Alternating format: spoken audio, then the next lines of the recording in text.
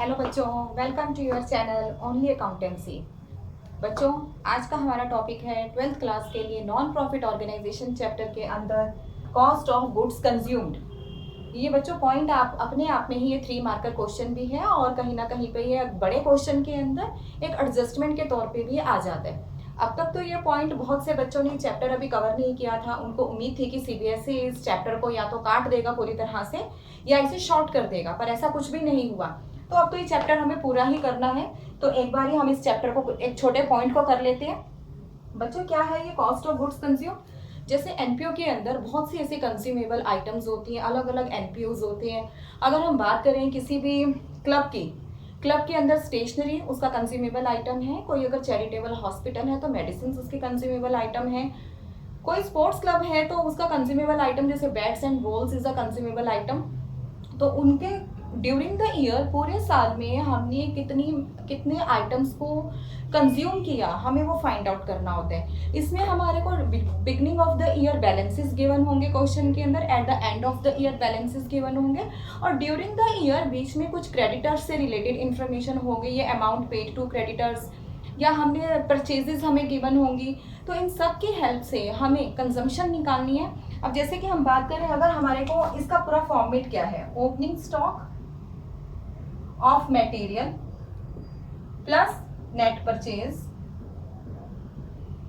Minus closing stock. ये करने के बाद हमारा निकल कर आएगा मटेरियल कंज्यूम्ड।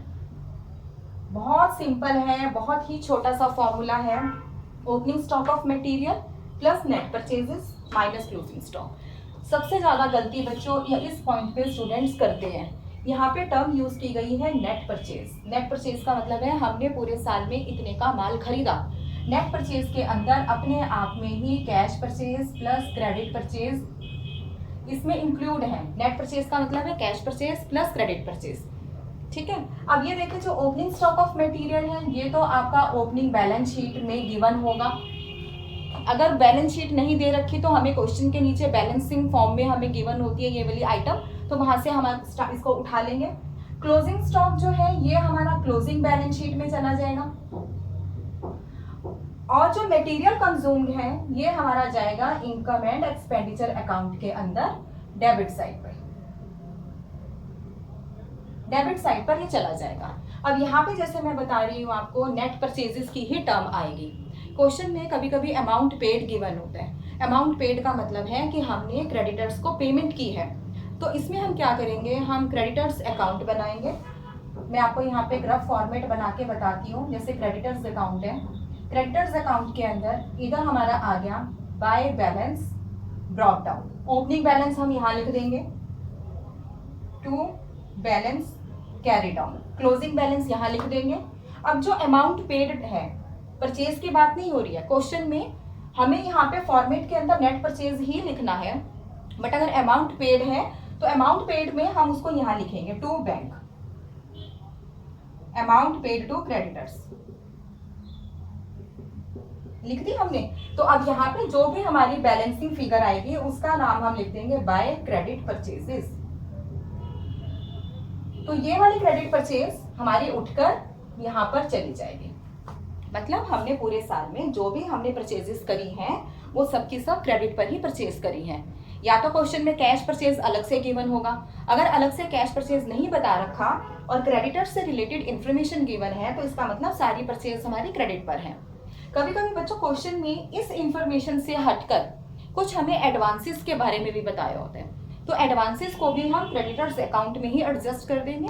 एडवांसेस हमारे एसेट्स हैं, तो एसेट का डेबिट बैलेंस होता है, तो हम यहाँ लिख देंगे to balance brought down advance opening balance, और हम यहाँ लिख देंगे by balance carried down of advances. तो ये आइटम्स हमने अमाउंट डाल दिए। अल्टीमेटली सब लिखने के बाद बच्चों अमाउंट तो यही निकल कर आएगी, जो डिफरेंस आएगा उसका नाम यही होगा, और ये उठकर चला जाएगा नेट परचेज की तरफ। ओपनिंग स्टॉक हमें गिवन होगा plus net purchases minus closing stock का हम कर देंगे, तो हमारा मटेरियल कंज्यूम्ड निकल कर आ जाएगा, जो कि इनकम एंड एक्सपेंडिचर अकाउंट में हम डेबिट साइड पर लिख देंगे। इस चीज को करने के लिए अब हम टीएस गरेवाल 2020 एडिशन से एक दो इलस्ट्रेशंस मैं आपको करके बताती हूँ कि कैसे करनी है।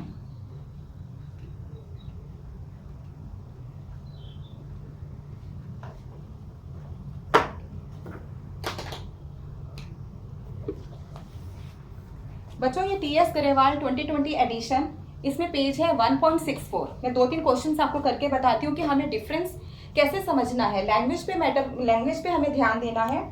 क्वेश्चन नंबर 25 के अंदर हमें स्टॉक ऑफ मेडिसिन गिवन है, ओपनिंग स्टॉक गिवन है। हम लिख लेंगे यहाँ पे opening stock of medicine, question number 25 of TS Grewal. Opening stock of medicine given है हमें 1,75,750, 175,750। क्लोजिंग स्टॉक है 144,650, 144,650। और उसके बाद इसने नीचे बता दिया क्रेडिटर्स के बारे में भी, इसने ओपनिंग और क्लोजिंग बैलेंस बता रखे हैं। साथ में एक एडजस्टमेंट दे दी जिसमें लैंग्वेज यूज की हुई है मेडिसिन परचेज्ड। अगर हमें परचेज की लैंग्वेज गिवन है तब हम क्रेडिटर्स के अकाउंट को टच नहीं करेंगे, सीधी सी बात है, क्योंकि हमारे को फॉर्मूले के अंदर परचेजेस की टर्म हमें यूज करनी है। और क्वेश्चन में परचेजेस गिवन है, परचेजेस अपने आप में ही कैश परचेज और क्रेडिट परचेज इंक्लूड करता है, कॉम्बिनेशन है परचेज की टर्म के अंदर।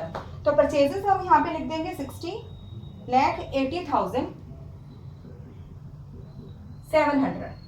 तो ये करने के बाद अब हमने इस क्वेश्चन में क्रेडिटर्स भी गिवन थे, तो क्रेडिटर्स को हमने टच नहीं किया क्योंकि हमें टर्म परचेजेस गिवन थी। इसी क्वेश्चन को चलो हम चेंज करके देखते हैं। अगर यहाँ पे हमें अमाउंट पेड दिया होता, परचेजेस नहीं दी होती, तब हम क्या करते हैं, हम क्रेडिटर्स का अकाउंट बनाते, उसके अंदर हम पेड अमाउंट को दिखाते और क्रेडिट परचेज की फिगर फाइंड आउट करके उसको यहाँ पे बिठा देते। तो जो भी अमाउंट आएगी इस अमाउंट का नाम हो जाएगा मटेरियल कंज्यूम्ड। ठीक है बच्चों, ये था हमारा क्वेश्चन नंबर 25। एक इसमें क्वेश्चन नंबर 30 है जिसके अंदर एडवांसेस भी हैं और हमारे क्रेडिटर्स भी हैं। क्वेश्चन नंबर 30, क्वेश्चन नंबर 30 क्या कह रहा है हमें, stock of medicine, opening stock of medicine is 30,000, opening stock of medicine 30,000। Purchases नहीं बता रखी, अमाउंट पेड हमें बता रखा है। और क्लोजिंग स्टॉक ऑफ 5,000, सॉरी ये स्टेशनरी है, it is a stationery. Closing stock है हमारा 5,000 का। अब हमें परचेजेस की टर्म फाइंड आउट करनी है, इसके लिए अभी हम अकाउंट बना लेते हैं, क्रेडिटर्स अकाउंट। क्रेडिटर्स अकाउंट में हमें ओपनिंग क्रेडिटर्स हैं 20,000 के, bye balance brought down, that is the opening creditors of 20,000। उसके बाद है अमाउंट पेड 2,000, हम लिख देंगे यहाँ पे to bank. Amount paid is 1,08,000, 1,08,000।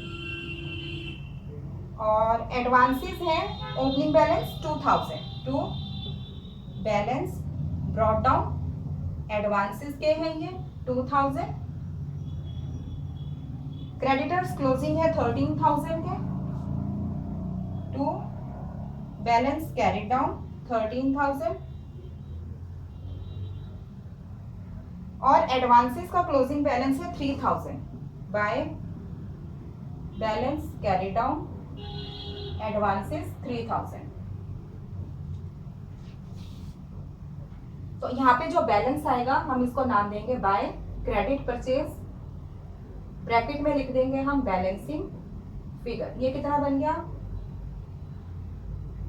123, 123 का ये 1 लाख, ये हमारी बैलेंसिंग फिगर आ गई। This is the credit purchase उठकर यहाँ पर आ गई आपकी 1 lakh, 1 lakh plus 30, 130 minus 5 is the 1,25,000। तो हमारी stationery consumed during the year is 1,25,000। ये आपका चला गया ओपनिंग बैलेंस शीट में, ये फिगर चली गई आपकी क्लोजिंग बैलेंस शीट में, और ये वाली फिगर चली गई आपकी इनकम एंड एक्सपेंडिचर अकाउंट के डेबिट साइड पे। तो ये बच्चों ये फुल फ्लैश क्वेश्चन था कि हमें मैक्सिमम कितनी इंफॉर्मेशन गिवन हो सकती है क्वेश्चन के अंदर, उस सबका प्लेसमेंट एक ही क्वेश्चन में कैसे हमें करना है। तो ये मैंने आज आपको करके दिखाया। आई होप कि आपका इस पॉइंट पे जो भी डाउट हो खत्म हो गया होगा। अगर अभी भी कोई डाउट आपका पेंडिंग है तो आप मुझे कमेंट बॉक्स में अपना डाउट लिखो, अगले वीडियो में मैं आपका डाउट क्लियर कर दूंगी। अगर आपने मेरा वीडियो अभी तक सब्सक्राइब नहीं किया है बच्चों तो प्लीज़ जल्दी से मेरा वीडियो सब्सक्राइब करो। Thank you.